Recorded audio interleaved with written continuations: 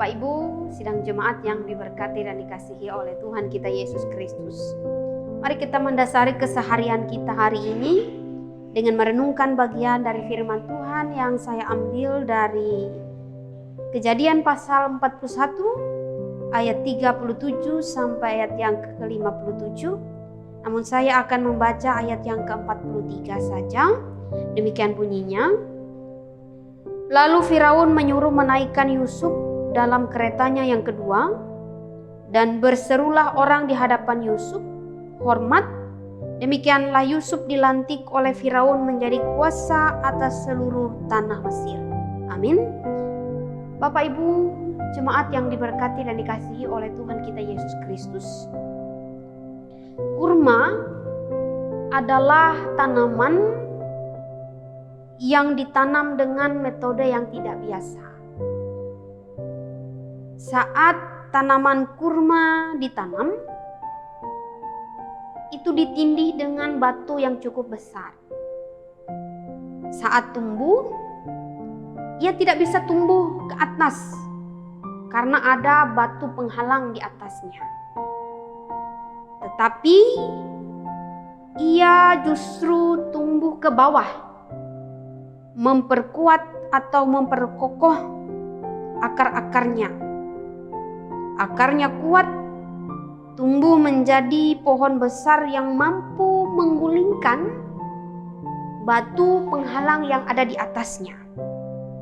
Jadi ketika badai gurun menerjang, pohon kurma mampu bertahan dan tidak tumbang. Bapak Ibu jemaat yang diberkati dan dikasihi oleh Tuhan kita Yesus Kristus. Waktu masih muda, Yusuf bermimpi tumbuh ke atas menjadi seorang penguasa. Tapi saat ia mulai menghidupi mimpinya, ia merasa ada batu besar yang menindihnya. Batu-batu itu ialah rasa iri hati dari saudara-saudaranya, sehingga ia dijual sebagai budak. Kemudian ketika ia difitnah oleh istri tuannya, lalu dilempar ke dalam penjara. Bapak Ibu jemaat yang diberkati dan dikasihi oleh Tuhan kita Yesus Kristus, menarik. Saat Yusuf merasa tidak dapat tumbuh ke atas, ia justru tumbuh ke bawah.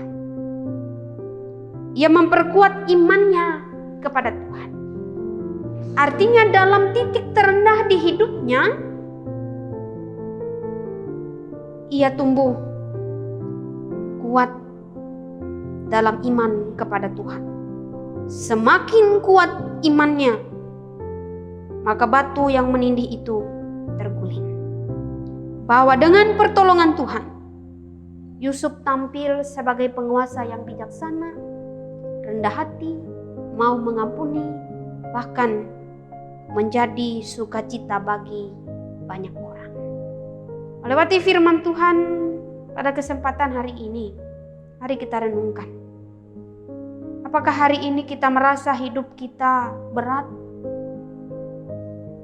Kita menengadah ke atas. Di sana ada batu persoalan besar yang menindih hidup kita. Seperti Yusuf, janganlah menyerah. Bertumbuhlah ke bawah. Perkuat iman kita kepada Tuhan. Tetap yakin tidak ada batu penghalang yang tidak dapat terguling dengan kekuatan yang datangnya dari Tuhan. Inilah firman Tuhan, kiranya memberkati kita. Amin. Mari kita berdoa. Bapa kami dalam Yesus Kristus, terima kasih Tuhan untuk segala kebaikan dan kemurahan-Mu dalam hidup kami. Kami sudah mendengarkan bagian dari firman Tuhan. Biarlah kami boleh menerimanya dan melakukannya dalam kehidupan kami setiap hari. Sepanjang hari ini Tuhan, kami mau menyerahkan seluruh hidup kami kepada Tuhan. Dengan rasa syukur, kami mendoakan saudara-saudara kami yang berulang tahun, kelahiran ataupun pernikahan. Biarlah Tuhan memberikan mereka kesehatan dan kekuatan, umur panjang, iman pengharapan yang semakin kuat, keluarga rumah tangga yang berbahagia, Ketika mereka mengalami berbagai macam persoalan hidup dalam rumah tangga, kami yakin dan percaya kasih Tuhan akan memampukan mereka untuk menjalani kehidupan dengan penuh pengharapan, sehingga segala sesuatu akan bermuara kepada kebaikan.